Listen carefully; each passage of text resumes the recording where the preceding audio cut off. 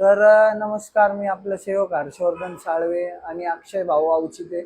आज या ठिकाणी आपण आलो आहोत राजवाडी या भागातल्या शौचालयामध्ये म्हणू शकता किंवा स्वच्छता गृहामध्ये म्हणू शकता तुम्ही. आणि तुम्ही पाहू शकता या ठिकाणी ही जी टाकी आहे पाण्याची, जी इथल्या शौचालयासाठी केलेली, तर ये ना पुढं. गेले कित्येक वर्ष झालं या टाकीतून कुठल्याच प्रकारचा गाळ काढलेला नाही किंवा काहीच नाही. व तुम्ही येऊन पुढे पाहू शकता की कुठल्याच प्रकारे इथं फक्त एक ट्यूबलाईट आहे आणि त्या ट्यूबलाईट वरती हे पूर्ण स्वच्छता गृह या ठिकाणी आहे. इकडे हे बघा, स्वच्छता गृहाची झालेली दुरावस्था तुम्ही पाहू शकता.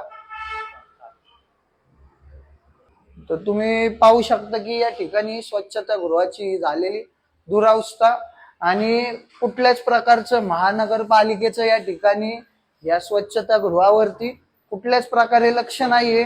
येणाऱ्या नागरिकांनी इथं यायचं कसं, हा खूप मोठा प्रश्न या ठिकाणी आहे. आणि त्याच प्रकारे इथं झालेल्या या स्वच्छता गृहाचा पूर्ण नासधूसच बोलू शकतो आपण, कारण कुठल्याच प्रकारची स्वच्छता नाहीये इथं आणि त्यामुळं नागरिकांच्या आरोग्याला धोका होऊ शकतो एक प्रकारे.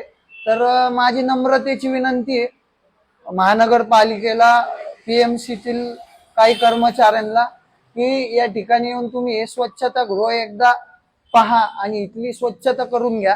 आणि मुख्यतः म्हणजे टाकीचं झाकण हे लावून घ्या.